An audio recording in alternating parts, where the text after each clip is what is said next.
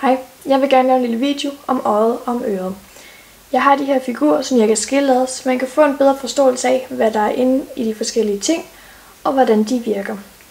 Og først så starter vi med øret. Det første, som man støder på, når man kigger på dette øre, det er det ydre øre. Og det ydre øre her, det opfanger lyd og sender det videre ind til øregangen.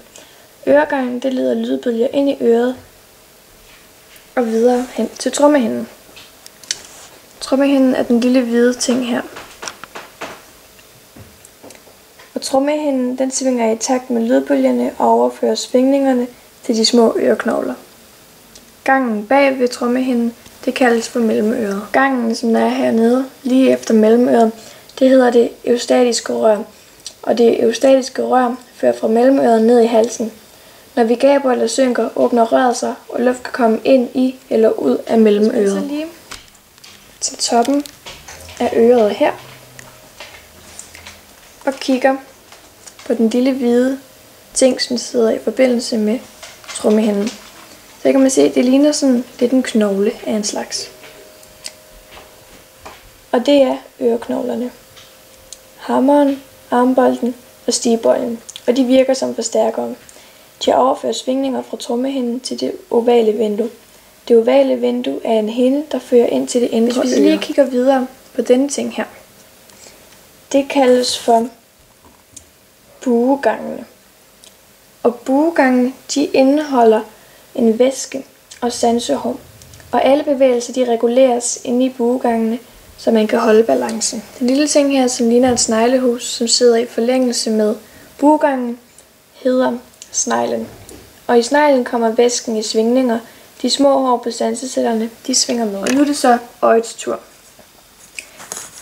Hvis man kigger på øjet her, så sidder der muskler udenpå her. Og musklerne, de kan bevæge øjet.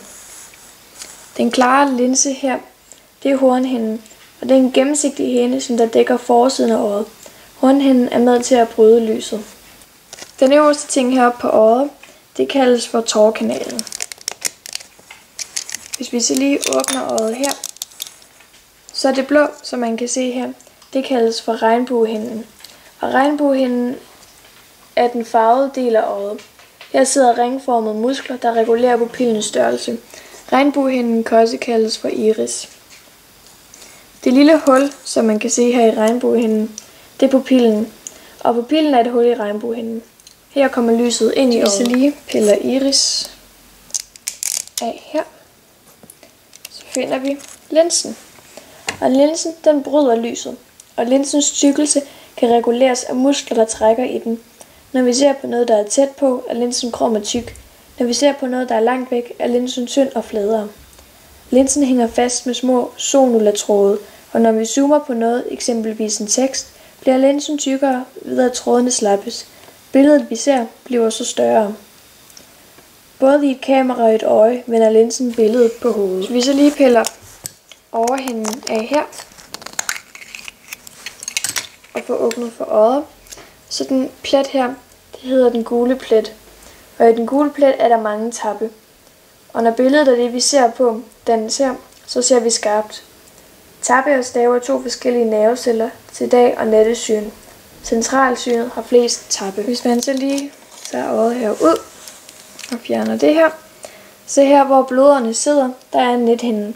Og i nethinden, der sidder de sanseceller, som opfanger lyset. Lyset bliver omdannet til elektriske impulser, og gennem nethindens 10 lag bliver impulserne omdannet til et billede i vores synscenter i nakken.